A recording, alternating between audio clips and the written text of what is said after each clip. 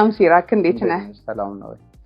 ቆይታ ከሳሊው ጋር ቡድንን እንግዲህ ስለ ከካንቫስ ህይወት ጀርባ ስላለው ህይወት ለማካፈል ስለጋበዝከን ስቱዲዮ ድረስ እጅግ በጣም እናመሰግናለን። እኔም አመሰግናለሁ እዚህ ስቱዲዮ ድረስ ስለመጣችሁ በጣም አመሰግናለሁ። ስለ እድገት ስቴት ወሰና ጫውተን በዛ ብንጀምር ደስ ይለኛል። እሺ እኔ ተወልጄ ያደግኩት እዚሁ አዲስ አበባ ነው። ወደ አዲስ ገበያ ቶታል ወይንም ጽዮን ሆቴል የሚባለው አካባቢ ኤሌመንታሪ ቤተልሔም ነው የተማርኩት። ሃይ ስኩል ደግሞ መነንና ተፈሪ መኮንን ወይንም ደግሞ እንጦጦ አጠቃላይ የሚባለው ትምህርት ቤት ነው የተማርኩት። ወደ ስዕል ህይወቴ ደግሞ ጉዞን ያስጀመረኝ እዛው ተፈሪ መኮንን አዲስ የተከፈተው የአርት ዲፓርትመንት ውስጥ ነው የተማርኩት። ከዛም ቀጥዬ ደግሞ 6 ኪሎ በሳይኮሎጂ ግራጁዌት አድርጌያለሁ። ለመጀመሪያ ጊዜ እጅ ከወረቀት ጋር የተነካካበት ጊዜ እስቲ ብታጫውተን። በእርግጥ አላስታውስም። ያው ሁሉም ሰው እንደሚለው በልጅነትሽ ነው ሁሉም ነገር። ግን ማስታውሰው ነገር እቤት የወረቀት ችግር እንዳልነበረ እና ምንድነው አባቴም አክስቴም እናቴም ያው ከስራ ቦታቸው ወረቀት ይዘውልኝ እንደሚመጡ አስታውሳለሁ። እና የራሴን ያው የልጅነት ፕራክቲስ አደረግ እንደነበረ አስታውሳለሁ። በአሁን ሰዓት ምን አይነት የአሳሳል ስልት ነው የምታዘወትረው? ሪያሊስቲክ ነው የምከተለው የአሳሳል ስታይል። የሪያሊስቲክ የአሳሳል ስታይል ነው እየተከተልኩኝ ያለው። በሪያሊዝም የአሳሳል ስልት ነው የጀመርከው መጀመሪያ ወይስ እንዴት ነበረ የሂደቱ? አማተር እያለን ያው ብዙ ቦታ ትረግጫለሽ። ምንድነው ራስን ፍለጋ ወይንም ደግሞ የአይደንቲቲ ፍለጋ ብዙ ቦታ እንረግጣለን። በሰዓቱ የነበረኝ የኢምፕሬሽኒዝም ስታይል የመከተል ጥረት አደረግ ነበረ፣ ያንን ስታይል ለመከተል ለመያዝ። ነገር ግን አንዳንድ ጊዜ ያልተፈጠርሽበትን ለመያዝ መታገልም ብዙም ጥቅም የሌለው ነገር ነው። ትስቻለሽ፣ ወዳልሆነ አቅጣጫም ልትሄጂ ትችያለሽ። እና በተደጋጋሚ የኔ አቅም ይታይ የነበረው ሪያሊስቲክ ፔይንቲንጎችን የምሰራበት ሰዓት ስለነበረ ወደዚህም ወደዛም ማለቱ ብዙም አስፈላጊ አልነበረም ለኔ። ከዛን ጊዜ በኋላ ነው ያንን ኖቲስ ማድረግ ከጀመርኩኝ ጊዜ በኋላ ነው የሪያሊስቲክ ፔይንቲንግን አጥብቄ መያዝ ያሰብኩት። አንድ የሚገርምሽ ነገር አንዳንድ ጊዜ ራሳችንን አለማወቅም አለ እና ምናልባት ጌታውን ሄራሞ ኢንጂነር ጌታውን ሄራሞ ቀለም ለሰዓሊዎች የሚያመርትም ኢንጂነር ምናልባት አብዛኛው ሰዓሊ ያውቀዋል። እና እሱ በጣም ፑሽ ያደረገኝ ነበረ ይህንን የሪያሊስቲክ አሳሳል እንድከተል። በዚህ አጋጣሚ ለሱም ያው ክሬዲት መስጠት ስላለብኝ ነው። እና ከሱ ግፊቱን ጋር አንድ ላይ ተደምሮ የኔም አቅም እዛ ላይ እንዳለ ስለገባኝ በዛው ሪያሊስቲክ ፔይንቲንግን ይዤ እንድቀጥል ሆኗል ማለት ነው። ከዚህ በኋላ በምትጠቀማቸው የአሳሳል ቴክኒኮች መዳሰስ የምትፈልገው ዘይ ይኖራል? አሁን ላይ አይ ቲንክ እስቲ ምናልባት አንድ ኤግዚቢሽን ካወጣው በኋላ ራሴን እመለከታለሁ። ግን ረጅም ጊዜ ሰራሁኝ ሪያሊስቲክን እና አይ ቲንክ ምናልባት እየበቃኝ ይመስለኛል። ነገር አንገት ላይ ደርስ የለ አንዳንድ ጊዜ ሁሉም ነገር ተቋርም እኮ ሲበዛ ያቅለሸልሻል አይደል? እና እንግዲህ ያቅለሸለሸኝ እያልኩኝ አይደለም፣ ቻሌንጁን እወደዋለሁ፣ ሪያሊስቲክ ላይ ያለውን ቻሌንጅ። ግን እስቲ ትንሽ ደግሞ ራሴንም በሌላ ስታይል መፈተን ስለምፈልግ አሁን ላይ አንዳንድ ኤክስፐሪመንቶችን እየሰራሁኝ ነው። ወደፊት እንግዲህ ወደ የትኛው አቅጣጫ ልራመድ እንደምችል አላውቀውም። እስቲ እንደ ጊዜያዊ ስሜቱ ብራመድ ይሻላል ብዬ አለሁ እስካሁን። ሲራክ በአሁን ሰዓት የሙሉ ሰዓት የስቱዲዮ ሰዓሊ ነህ? አዎ፣ አሁን ብቻ ሳይሆን ከዚህ ቀደምም ያው ስቱዲዮችን ከተመሰረተ ጊዜ ጀምሮ እስካሁን ድረስ የሙሉ ጊዜ ሰዓሊ ነኝ። ኦልሞስት ከ22 ዓመት በላይ ማለት ነው። በ22 ዓመት የስዕል ህይወት ላይ ለማለፍ የከበደ ቻሌንጅ እና ያን ቻሌንጅ ደግሞ ተወጣው ብለህ ካሰብክ ደግሞ በምን አይነት መንገድ ነው ያለፍከው? አዎ ያው በየትኛውም ህይወት ላይ እኮ ብዙ አይነት ቻሌንጅ ያጋጥምሻል። የስዕል ህይወት ለብቻው የተለየ ቻሌንጅ ነው ብዬ መናገር አልችልም። እንደ የትኛውም ፕሮፌሽን ቻሌንጅ ያጋጥመዋል። ምናልባት ትንሽ ለየት የሚያደርገው ነገር እኛ ሀገር ላይ ለስዕል ያለው እውቀት ወይንም ደግሞ ማህበረሰቡ ለስዕል የሚሰጠው ቫልዩ ዝቅተኛ ከመሆኑ አንጻር ያው ብዙ ቻሌንጅ ይገጥምሻል። ራስን ከመቋቋም አንጻር ምናምን ብዙ አይነት ኢቨን ወጣትነት በራሱ እኮ ፈተና ነው አይደል? በራሱ ቻሌንጅ ነው። እሱን ነገር አልፈን እዚህ ደርሰናል እና በጣም ብዙ አይነት መስዋዕትነት ከፍለናል። እንግዲህ አብረውን የመሰረቱ ጓደኞቻችንም በህይወት የሌሉ አሉ። ያንን ሁሉ ማሳለፍ እንግዲህ ከባድ ቻሌንጅ ነው እና ብዙ አሳልፈናል። እንደ ሰዓሊ የምፈልገው ቦታ በአሁን ሰዓት ደርሻለሁ ብለህ ነው የምታምነው? አይ ይቀረኛል። ሰዓሊማ የሚፈልገው ቦታ ደርሻለሁ ብሎ ማሰብ ከጀመረ በቃ የዛ ጊዜ ሰዓሊነቱ በቃ ማለት ነው። ገና ብዙ ይቀረኛል። ገና ስቲል ተማሪ ነኝ። ወደፊትም ተማሪ መሆን ነው የሚመስለኝ። በስራዎቼ ደስተኛ አይደለሁም ስቲል።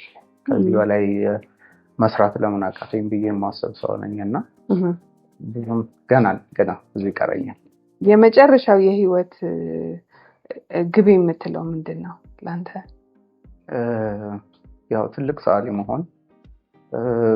ያው እንጃ እድሉን የማገኝ ከሆነ በነ ረዳት ፕሮፌሰር መዝገቡ ተሰማ፣ በነ ገብረ ክርስቶስ ደስታ፣ በነ አፈወርቅ ተክሌ ደረጃ መጠራት የምችል ሰዓሊ በሆን ምኞቴ ነው። ያው ግብ ለማድረግ እነሱን በጣም ብዙ መልፋት ይጠበቅብኛል።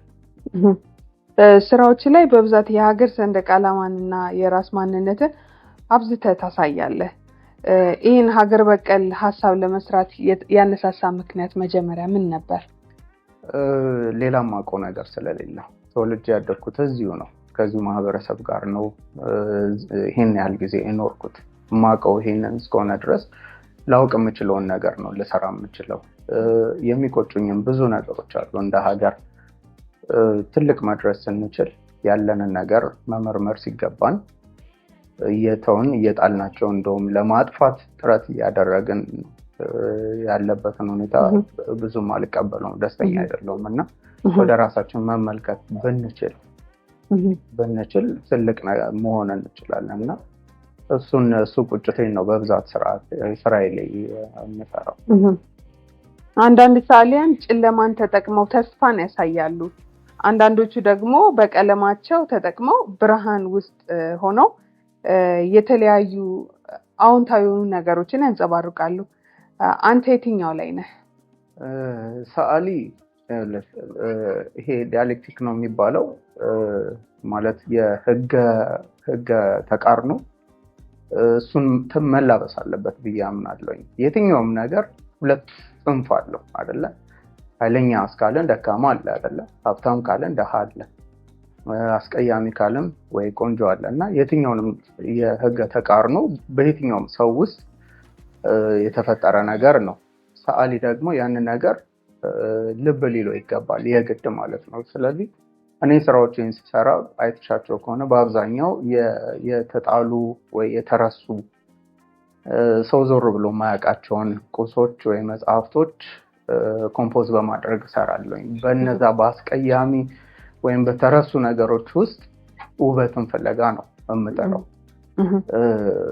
ልክ አንድ ላይ ሲሆኑ ከሌላው በተለይ አዲስ ነገርን ብዙ ሰው ይወዳል አይደለ? የተጣለ ነገር ላይም ደግሞ ውበት እንዳለ ማሳየት እንፈልጋለሁ።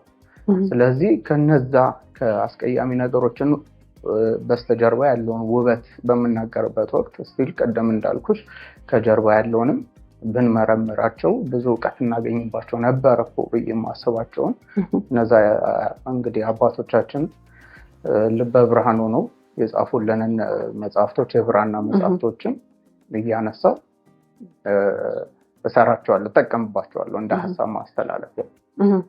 ከዚህ አንጻር እንግዲህ ያንን ስሰራ በዛ በጨለማ ውስጥ ብርሃንን እንደ ስፖትላይት እያደረኩ ማጉላት የምፈልገው ነገር ላይ ብርሃን እያበዛውበት እጠቀማለሁኝ እና ያው የጨለማ ህይወት ብቻ አይደለም የምሰራው፣ በጣም ብርሃን ያለውንም ተስፋ የሚሰማውንም የሚሰማኝን ተስፋ አለ ብዬ የማስበውንም ነገር እሰራለሁ። ለዛ ነው ሁለት ጽንፍ አለ እያልኩት እንትን ሳወራ የነበረው ማለት ነው። በአሁኑ ሰዓት በተማርክበት ትምህርት ቤት እያስተማርክ ትገኛለህ። ማስተማርን ለመጀመሪያ ያነሳሳ ምክንያት ምን ነበር? እንግዲህ ምስጋና ለመምህር ኃይሉ ይሆንና እንትን ያስተማርኩበት ቦታ ላይ መምህራን እጥረት እንዳለ ነገረኝ። እንግዲህ ውለት አለብኝ ለዛ ትምህርት ቤት። ምክንያቱም የአርት ስኩል በዩኒቨርሲቲ ደረጃ ያለው አርት ስኩል በማትሪክ ውጤት ምክንያት መግባታችን ተብለን በጣም ብዙ ተማሪዎች ውጪ ላይ የራሳችንን ስቱዲዮ ከፍተን እንሰራ ነበረ፣ በአማተር ደረጃ ማለት ነው። ያንን እድል በፕሮፌሽናሊዝም ደረጃ ትምህርትን ተምሬ ሙያ ውስጥ ሙሉ ለሙሉ እንድገባ የረዳኝ ትምህርት ቤት ደግሞ ተፈሪ መኮንን።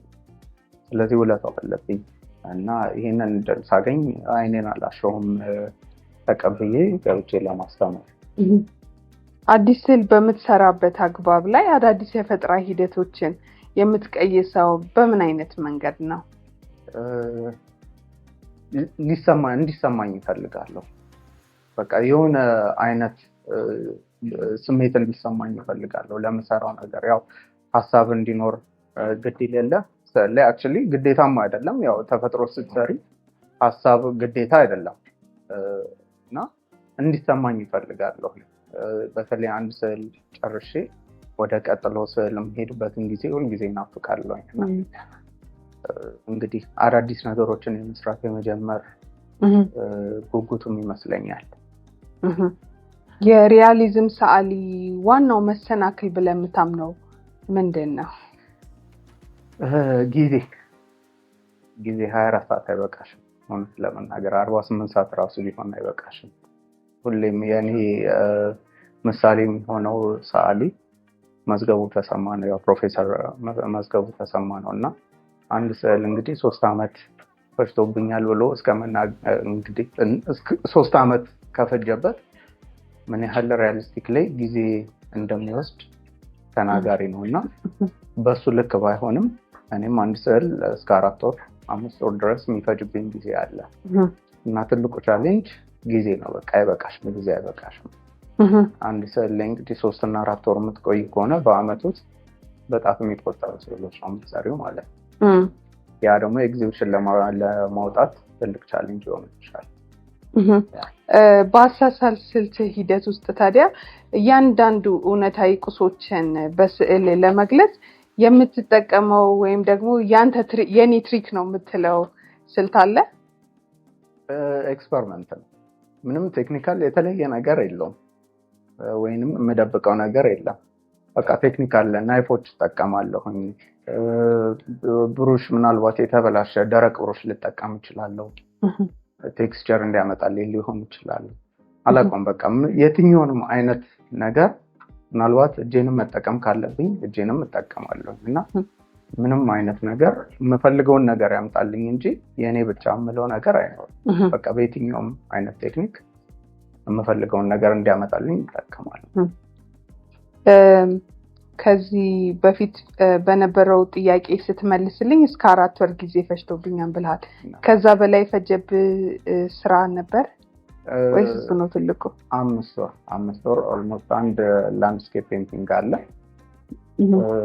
ትንሽ ይሄ ቀዝቀዝ ያለ አትሞስፌር የሆነ እንትን ለመስራት ሞክሬ ነበር እና እሱ በጣም ጊዜ ወስዶብኛል። ያንተ ስራዎች ከሌሎች የሪያሊዝም ሰዓሊዎች የሚለይበት ተች ምንድን ነው ብለህ ታምናለህ? ምናልባት እንደ ማለት ሪያሊስቲክ በብዛት እንደ ስኪልሽ ይለያያል። ስኪል ነው የምጠይቀው እና ምናልባት እኔ እንጃ የተለየ ነገር ይኖራል ብዬ አላስብም። ቴክኒካሊ የየራሳችን ምናልባት የያዝነው ነገር ሊኖር ይችላል ማለት በአእምሯችን በቃ የኛ ብቻ መገለጫ ሆኖ የቀረ ነገር ሊኖር ይችላል። እሱን ነገር ምናልባት ከሌላው በምንድን ነው የሚለየው የሚለውን ነገር በግልጽ አላውቀውም። ሰዎች የኔን ስራ ሲያዩት ይሄ የሲራክ ስራ ነው እንደሚሉ አውቃለሁ፣ ግን በምን ምክንያት እንደዛ እንደተለየ አላውቅም። ምክንያቱም ሌሎች ሪያሊስቲክ ሰዓሊዎችም አሉ እና ከነሱ በምን እንደተለየ እውነት ለመናገር አላውቅም። ሲራኪ አንተ ከፍተኛ ገንዘብ ያስገኘው ስራ የትኛው ነው? ከባድ ጥያቄ። ቅድም ያልኩሽ የላንድስኬፕ ፔንቲንጉ ቀዝቀዝ ያለ አየር 5 ወር ፈጀብኝ ያልኩሽ ስራ ከፍተኛ እንደ አድካሚነቱም ጥሩ ገንዘብ አግኝቼበታለሁ። ለአንተ ልዩ ቦታ የምትሰጠው ስራ? እኔ እንጃ እውነት ለመናገር እኔ የራሴ ስዕሎች አድናቂ አይደለሁም። ቅድምም ብዬሻለሁ።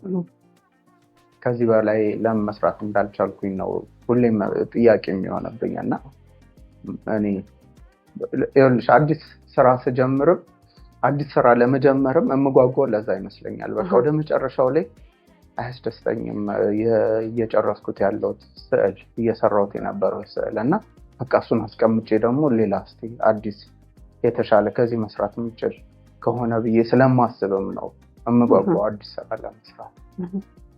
በአትሮንስ የጥበብ ስቱዲዮ ውስጥ ከሙያ አጋሮች ጋር በመሆን ለ14 ዓመታት ባልተቋረጠ ሁኔታ ከጥምረት ለህብረት ማህበር ጋር ተባብረ በተለያዩ ማህበራዊ ጉዳዮች ላይ የካርቱን ስራዎችን ኤግዚቢሽኖችን አሳይተሃል።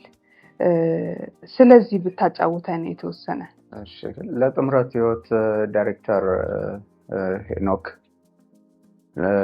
ለሄኖክ ምስጋና ይግባውና ባልተቋረጠ ሁኔታ ነው ለዚህን ያህል ዓመት የካርቱን አርት ስናሳይ የነበረው። በተለያየ ኢሹዎች ላይ ወይም ማህበረሰቡን ሊያስተምሩ ሊያነቁ ይችላሉ ብለን ባሰብናቸው ሀሳቦች ላይ የተለያዩ ይሄ ከአስቂኝ የሆኑ እንትኖች ሀሳቦችን እያነሳን እየተዝናና እንዲማርባቸው ብንሰራ የነበረው እና በጣም እንትን ነው ጥሩ ነበረ ማለት ብዙ መልእክቶችን የሚያስተላልፉ ስራዎች ነበሩ። በሴተኛ አዳሪዎች ህይወት ላይ ያው እንደሚታወቀው አትሮንስ ስቱዲዮ ፒያሳ ነበረ፣ ያውም ዶሮ ማነቂያ መሀል ላይ እና በዛ ህይወት ውስጥ የነበሩ ሴቶችን እናቅ ስለነበረ የእነሱን ህይወት ማለት ለማህበረሰቡ ከማሳወቅ አንጻር ያው ቀልድ በሞላበት መንገድ ማለት ነው። በሽንት ቤት ዙሪያ እያለ ብቻ በተለያየ ሀሳብ ላይ በየአመቱ አንድ ርዕስ እያያዘን እንሰራ ነበር እና ያ ብዙ መልእክት አስተላልፈናል በዛ የኤግዚቢሽን ስራዎች ላይ እና ያው ምስጋና ለጥምረት ህይወት ይሁን በዚህ አጋጣሚ።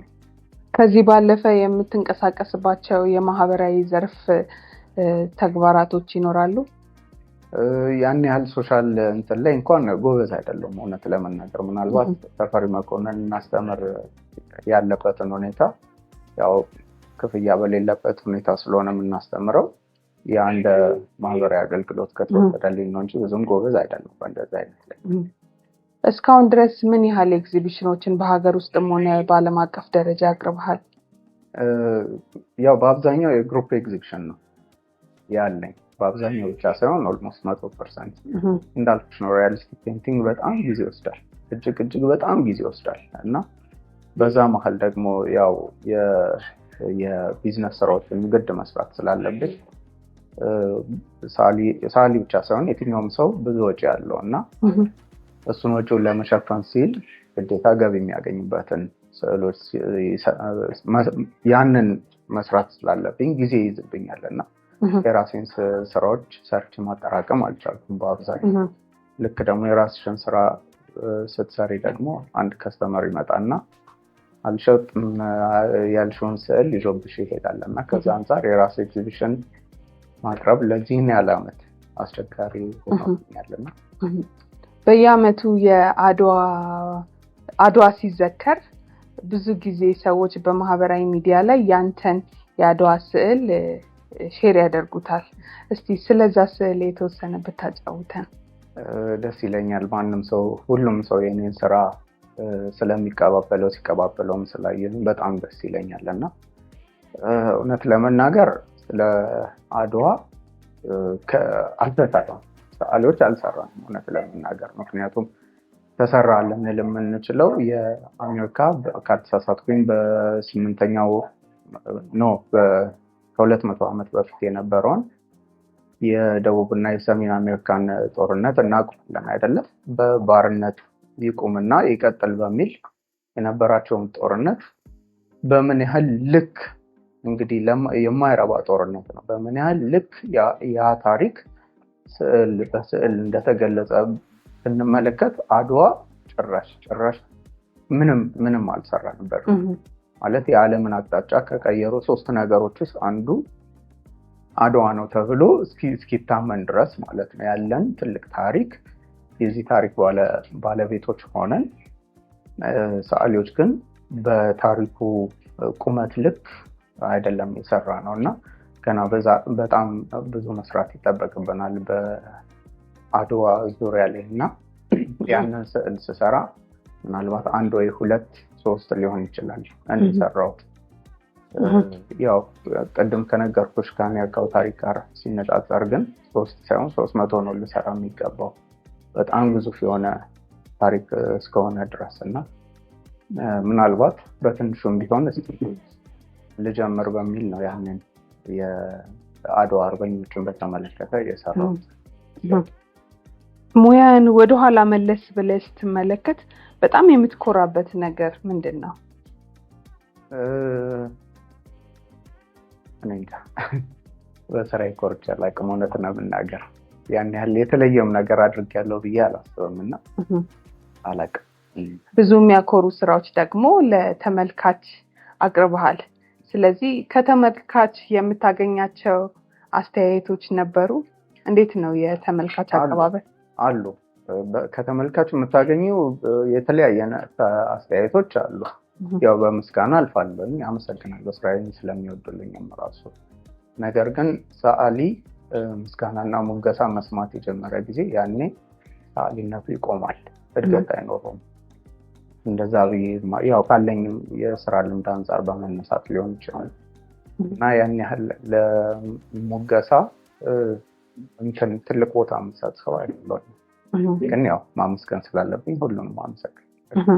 እንደ አርቲስትና አስተማሪ የወደፊት ትልቁ ከመሳል ባለፈ የወደፊት ትልቁ ግቤ ብለህ የምታስበውና ለማህበረሰቡ ማበርከት የምትፈልገው ነገር ምንድን ነው? ምናልባት ከባድ ሊሆን ይችላል። ስፔሻሊ በእንደኛ አይነት ሀገር ላይ ተቋምን እንደ ተቋም እንዲቀጥል ለማስቻል ከባድ በሆነበት ሀገር ላይ አይ ቲንክ ሊያስቸግር ይችላል። ግን ምኞቴን ነግረሽ ሁሌም ቢሆን በመንገድ ሳልፍም የሆነ ቆንጆ ስፔስ ካየሁኝ ልክ በቃ የሚመጠን እቺን ሀገር የሚመጠን ጋለሪ ለሁሉም ሰው ማለት ለሁሉም ሰዓሊ ከጋለሪው ጥቅም በተሻገረ ለሰዓሊው የሚጠቅም ጋለሪ ተከፍቶ ማየት ምኞቴ ነው። ተማሪዎች እንዲሁም ደግሞ ማህበረሰቡ ስለ ስነ ጥበብ ዓለም በምን አይነት መንገድ አንተን እንዲያስታውሱ ትፈልጋለህ? ልዩነት ፈጣሪ ብሆን የማውቀውን ነገር ማሳወቅ የሚፈልግ ሰው የተሻለ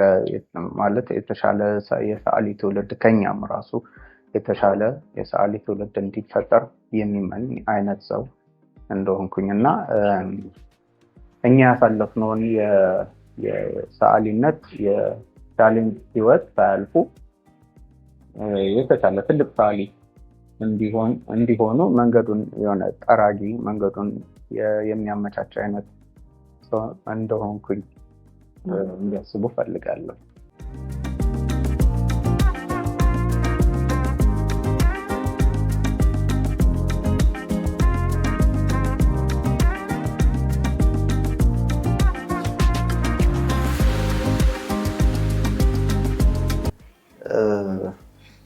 ይህንን ስዕል ስሰራ ያው ኦልሞስት ከተወሰነ ዓመታት በኋላ ሀገራችን ያለችበትን ነገር እናውቃለን አይደለም?